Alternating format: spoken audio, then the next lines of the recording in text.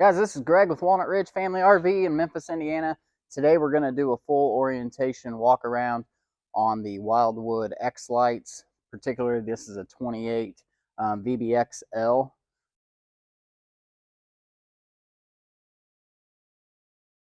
So we'll start in the front here with your power tongue jack. This has just got two simple buttons on it. You have your light on and off, and then your up and down. Simple rocker switch, easy to use. You'll want to use this for getting on and off of your tow vehicle to help put your stabilizing bars on, and this will also be your front to back leveling jack. You never want to use the stabilizing jacks, which we'll get to later, as levelers, only as stabilizers. So for front to back leveling, you'll use the front tongue jack, and then side to side is typically done by driving up on blocks if needed. So a lot of newer campers, it's not as important as it used to be to have the level 100% perfect side to side. But if you are in an area that's pretty off on one side, usually you can carry 2x8s and drive up on those once you get to the park and figure out how unlevel it is. Other than that, this specific jack has a little cap on the top that you take off if for some reason the jack wasn't working and you need to manually get it on and off your vehicle. You could do that. Below, you'll have your 7-way cable, which will plug into your tow vehicle to provide lights, brakes, and power to the RV. Your breakaway cable, you'll want that wrapped or connected separately to the truck. Essentially what that will do is this one cable is attached to a little box underneath here, and if for some reason the trailer becomes disconnected from the truck, it will yank this cable out of the box, and that box will lock the brakes up on the trailer to prevent it from hopefully following you and continuing on into traffic or wherever. Obviously, you have your chains and your coupler lock for your 2 5/16 ball that pretty much every travel trailer has nowadays of a dual axle, but most of them are 2 5/16. So if you're looking to buy a hitch, make sure it has a 2 5/16 ball. Never go smaller.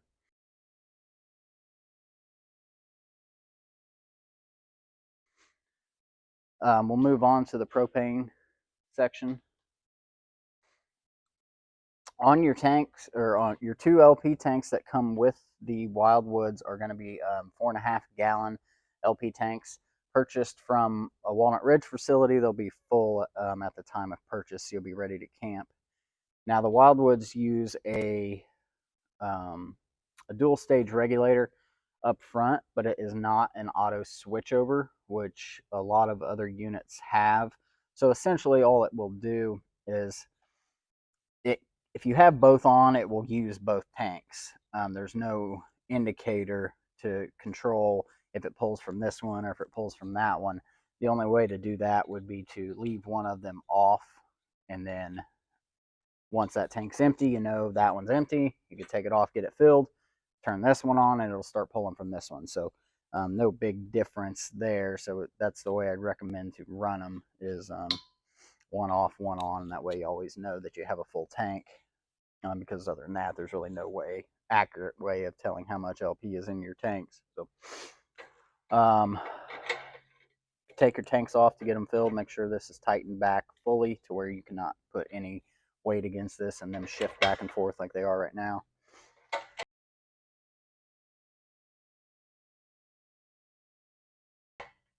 Moving on to the battery. Behind here, there will be a 12-volt deep cycle marine battery on the Wildwoods. Those batteries are not from the manufacturer. They're installed by the dealership. So when we install them, when the unit is sold, they're not maintenance-free batteries. You'll want to check the water levels in them at least twice a year. They have 2 caps on the top. You pop them off and you look down in there at the water level, and you want it to be to the top of the plastic caps that go down into from the top of the battery. It's like a cone. You don't want it to the top of the battery. You want it to the bottom of that cone.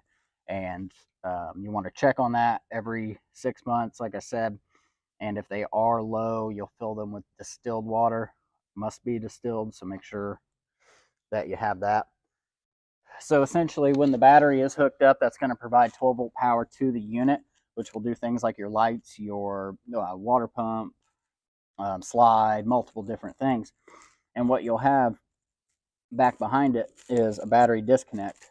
So essentially, whenever you are not plugged in to either the vehicle or to the 30 amp cord in the back, there are things on the inside that are hardwired to the 12-volt system. So no matter if you have every light off, the radio backlighting, the carbon monoxide or LP leak detector are all hardwired in, so they will constantly drain that battery. So if it's just going to go home and sit and not be used, you'll want to come out and turn this key. When it's out, you know it's off. Then that's going to prevent those few things from draining the battery. Now the batteries will drain over time if it's just going to sit for months at a time. So you can't expect to just shut that off and the battery to be perfectly full of 13 volts when you get back to it a month later. But that will help in between those week-long trips or something. You don't want the battery to be dead when you go out there. Definitely always use your battery disconnect. Whenever you are camping, you'll want to have it on. That way the plug in the back is charging the battery. That's pretty much it for the 12-volt system of the RV.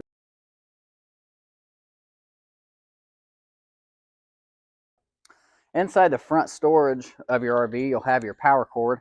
It's a detachable 30 amp cord, usually 25 foot long or so. You'll want to keep an eye on it, make sure that you don't leave it behind at your campground or anywhere you go. Other than that, this storage just is a full pass-through storage.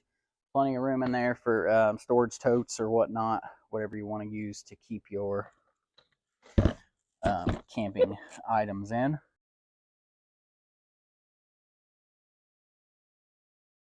We move around and we'll talk about the slide out system.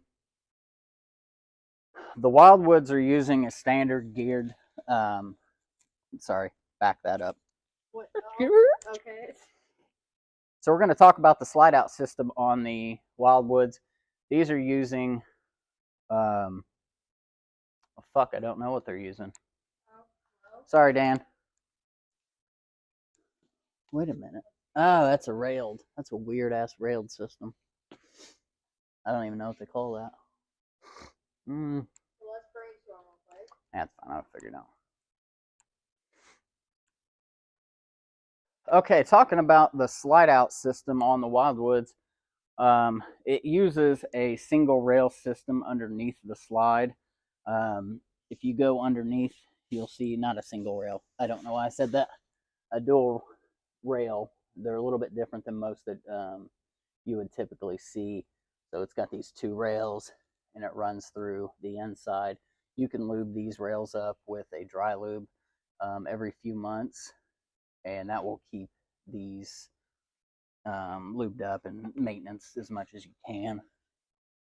The seals themselves are also important for maintenance on the slide outs. So you'll want to spray those again with a a slide out lube every couple months. Same time that you do the rails underneath, you'll want to spray the rubber seal conditioner. It's a foam spray. Spray it top, bottom, sides, and let it sit, and that'll help keep these rubber seals pliable so they don't crack and dry rot after years of being in the sun and the weather and everything. When the slide is fully out, they flip like this, and that's going to help prevent water from getting in the unit. So you want to take care of these seals as much as you can. So we'll move around to the water system now.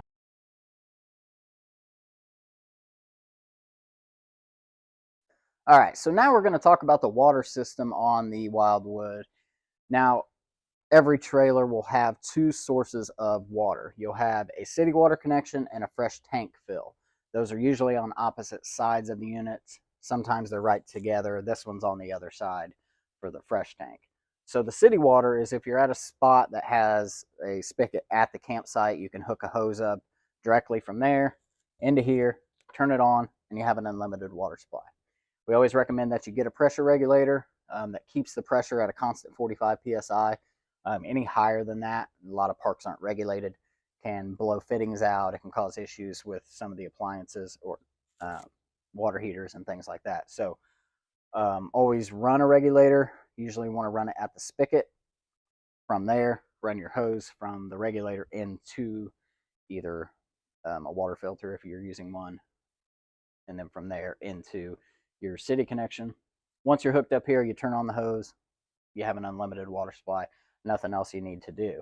So now the fresh tank fill, if you're going somewhere like a state park or somewhere like a, your backwoods, somewhere like there that's not going to have a water source. If you come around to this side,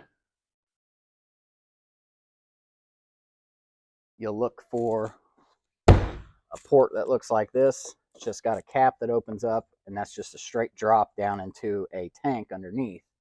First thing you'll want to do is make sure that the drain valve underneath is closed.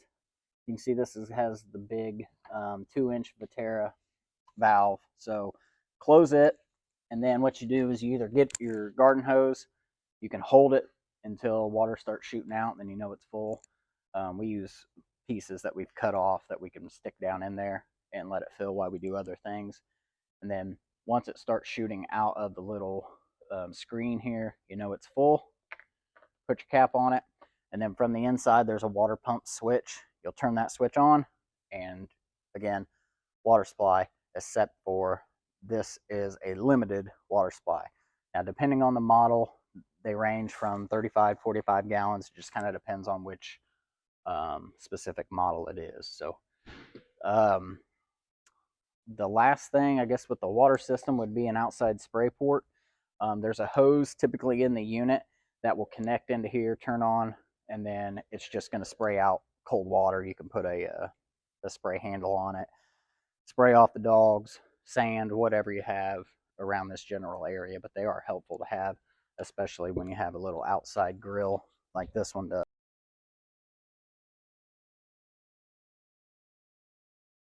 Okay, so now we'll talk about the water heater on your Wildwood. These ones here are going to be using Suburban Airxcel on-demand water heaters. Very simple to use. On the outside, there's nothing you really have to mess with. There's no more drains or reset switches. You have one switch for on and off here. We turn it on. And then from the inside, you'll have a controller. Now, O is I is on, sorry, not O. And then once that's on, close our door, make sure that our water is turned on, and then we'll move to the inside. So your control panel on the 28 BBXL is right here as soon as you walk in the door. Sometimes they're in the bathroom, but you're going to be looking for the Suburban logo here on this panel. It's got on and off, Celsius and Fahrenheit, and then plus minus for your temperature. These will max out at 122, so you can keep it in 118 wherever you prefer. So you turn that on, and then once you turn your water on, what you're going to get on here is a water flow indicator, a fan indicator, and then once it lights, you'll have a flame indicator. And now that water, as you can see the temperature rising on the screen, there. So now it's usually within a couple degrees of whatever you set it at. So it's nice and hot now. And the best way to use these is sometimes you'll get, if it's been off for a very long time, the whole unit itself, and you haven't used propane, when you go to turn this on for the first time, it may throw an E1 code at you, and the flame will never come on. Typically, you just need to shut it off, maybe turn the gas on the stove, and light it to bring the gas further to the water heater, and then turn it on and try it again. Very common code. And the best way to use these, now With a single throw faucet like this, it's a little bit more difficult to do this. I would prefer to show you this in here.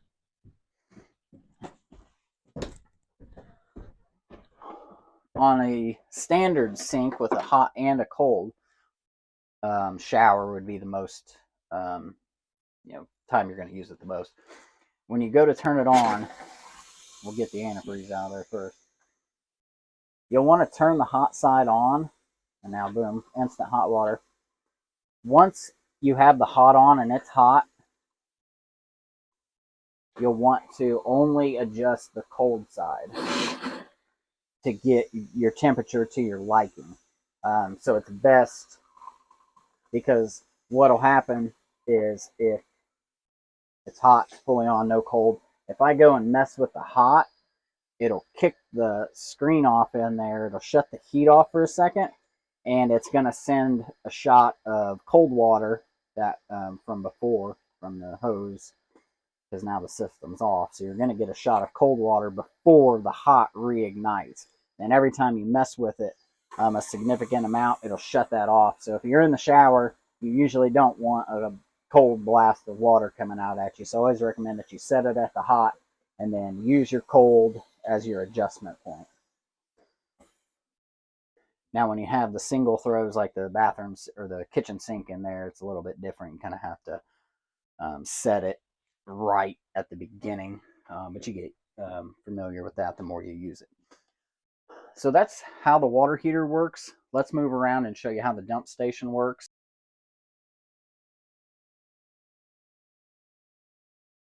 Okay, so now the dump system on the Wildwood, if you come back here and go underneath,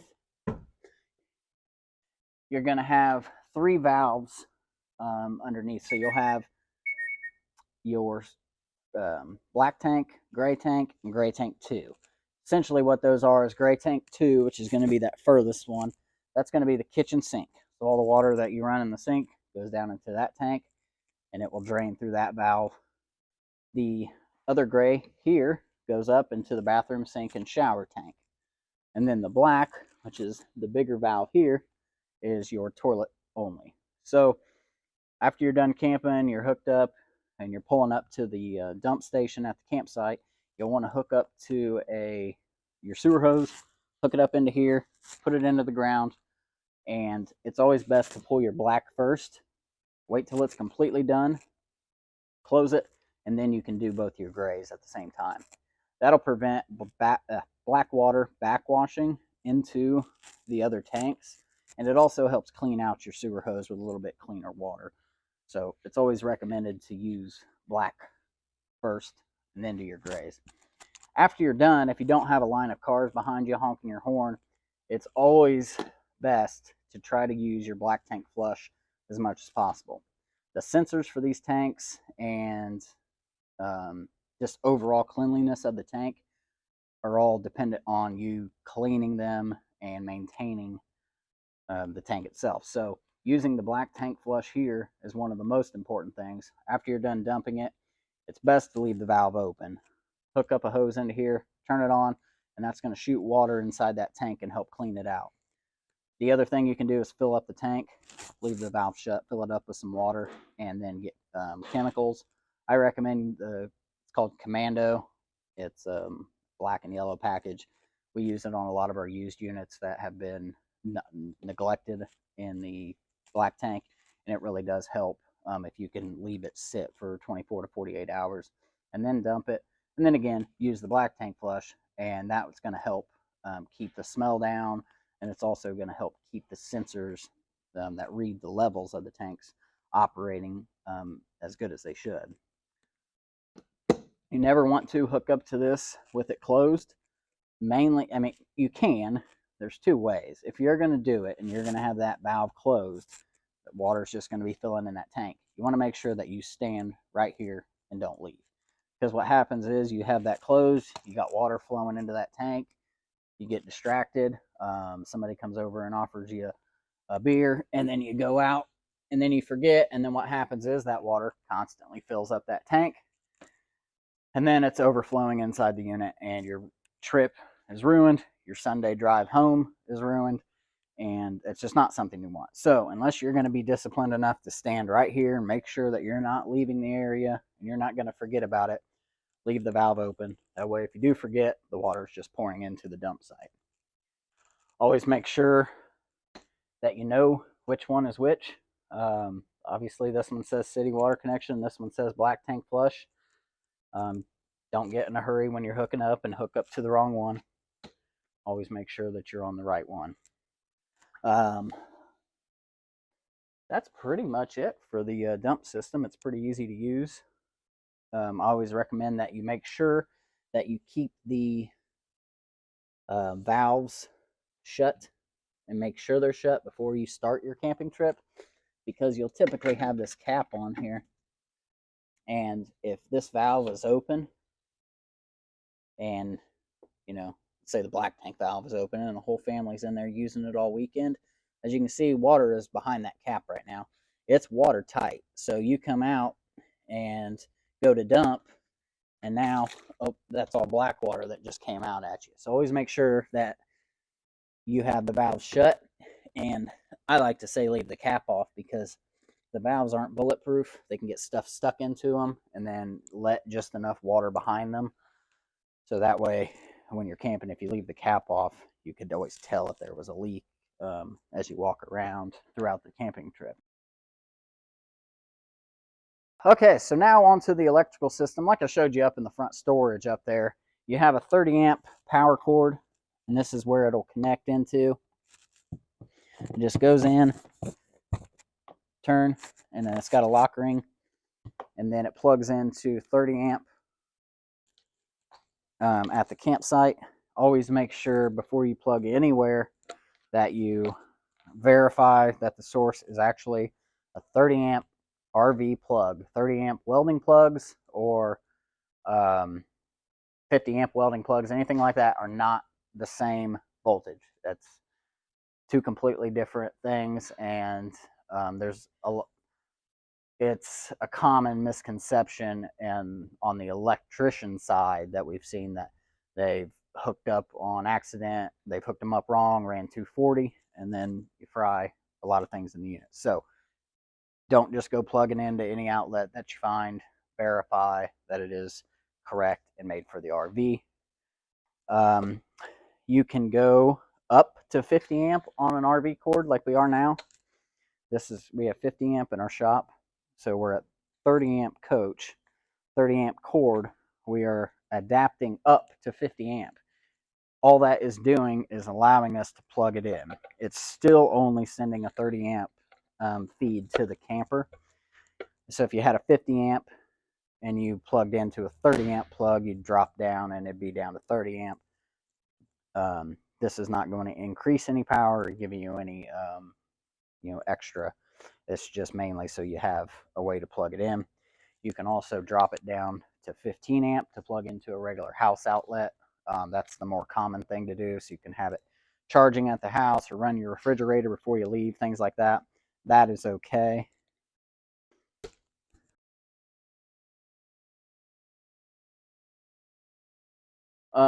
Look at a couple of the small accessories on the side of the unit. You have this here, which is going to be your furnace exhaust. It's just going to blow hot air out, suck hot air in, or suck air in and blow hot air out whenever you're running your furnace. Recommended, whether you use the furnace or not, to get mud dauber screens. There'll be these two cupped screens that go over here that keep mud daubers mainly, but stink bugs, ladybugs are really bad about getting back in there. And you do fire the furnace up and it stinks horribly. Mud daubers can actually cause damage to the squirrel cage in there. So it's best to get those, two $20 covers and you're done. You don't have to worry about that. Of course, the spray port we went over in another section. This is a cable outlet, so if you wanted to put a little TV out here, you could. You'd hook into this coax and that'll run off the antenna on the roof. A couple power outlets, of course, so you can power up that new TV you put out. Outdoor refrigerator. This is a standard 110 refrigerator. It's going to run anytime you're plugged in to your 30 amp cable in the back. It's not 12 volt or anything like that. You have an outdoor cooktop here. It's LP powered. The LP hose is usually tucked behind it, and it disconnects, and then it comes down, and then you'll connect into this quick connect right here, just like an air hose. Hook it into there, turn the valve towards you, and then follow the instructions to light. So let's move on to the inside of the unit.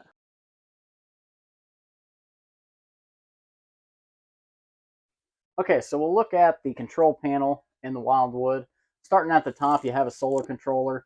This is just going to tell you the battery level. So if you are plugged in, it's going to show you a constant 13.87. But if you're not plugged in, it's going to read the battery voltage. So if you're boondocking or something like that, you can kind of keep an eye on your voltage in the battery. Below that, it's going to tell you the levels in your fresh tank, the black tank, and the gray tank. These sensors for each one of these levels is inside the tank, so that's why it's important to make sure that you keep, especially the black tank, clean, so that these sensors read as accurately as they can.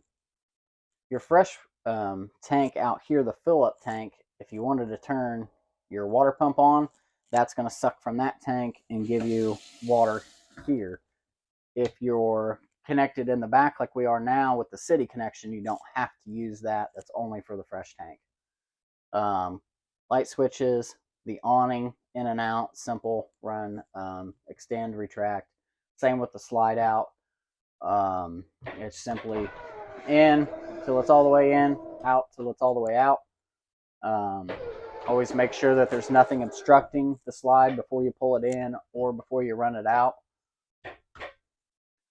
So that's pretty much it with the control panel on the Wildwood. Let's move around and show you the appliances in the kitchen.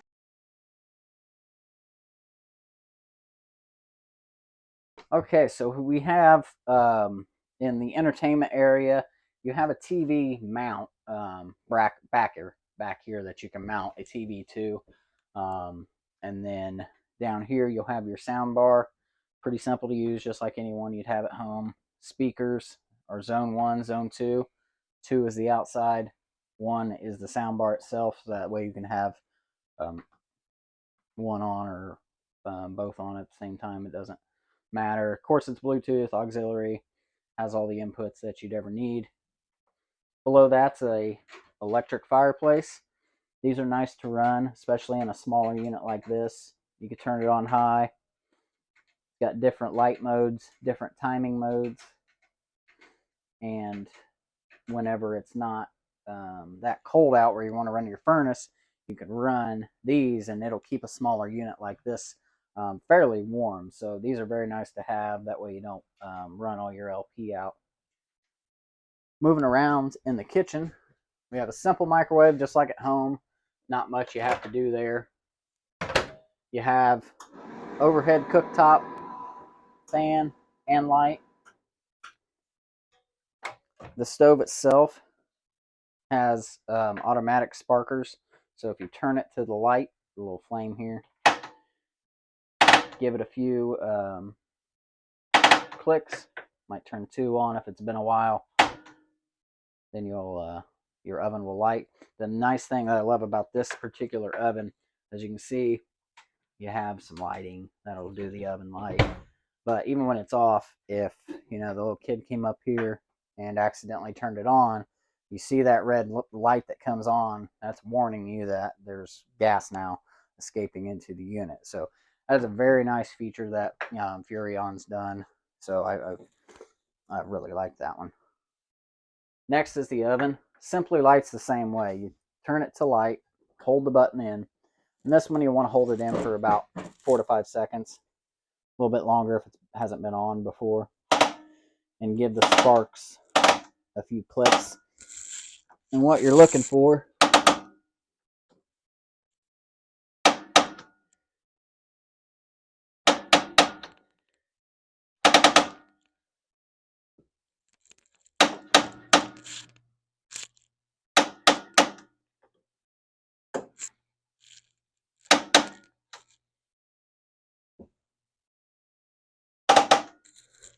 this one's never been fired, so they take a while. There we go. Once you get a small flame at the back of the oven, keep the button held in for a few seconds, and then you can let it off and turn it to whatever temperature you're, and the whole flame will light up. That's okay. We'll go ahead and shut that off. The refrigerator, simple, easy to use. Brown bag will have all your manuals in it. You have an on and off and a temperature control inside. That's pretty much all you have to do. Even if you do flip it off, though, I will say that even though it's off, when the doors open, the light will be on. So if you're wanting to lock it out to keep it open and let the mildew building up, you'll have to hit the battery disconnect so it shuts the light off inside. Even though, I mean, it's off. Now the light's off, but if you wanted to keep it open, you would have to kill the disconnect. That way it shuts the light off and it's not staying running.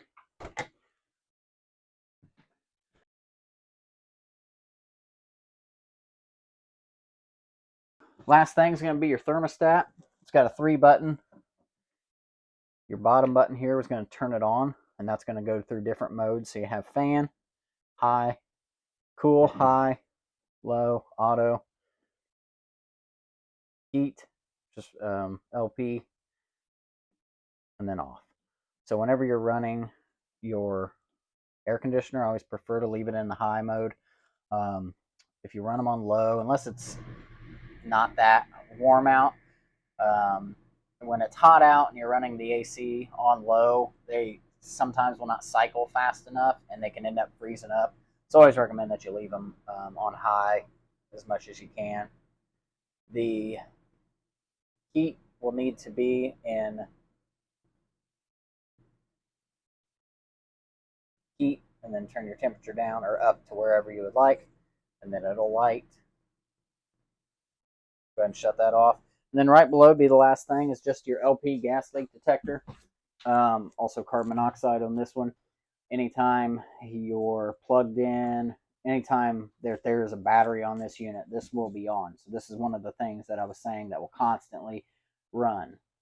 So it will drain your battery if you don't flip your battery disconnect off before you go and park it for the weekend or whatever. So always shut your disconnect off, or that and that radio will drain the battery over time. That's pretty much it in the Wildwood. Everything else is pretty self-explanatory. Bedroom back here, standard outlets, table breaks down into a bed. You've got storage underneath all of these. So it's all pretty simple. I hope this video helps with your Wildwood and your Xlite models. So we'll see you on the next one.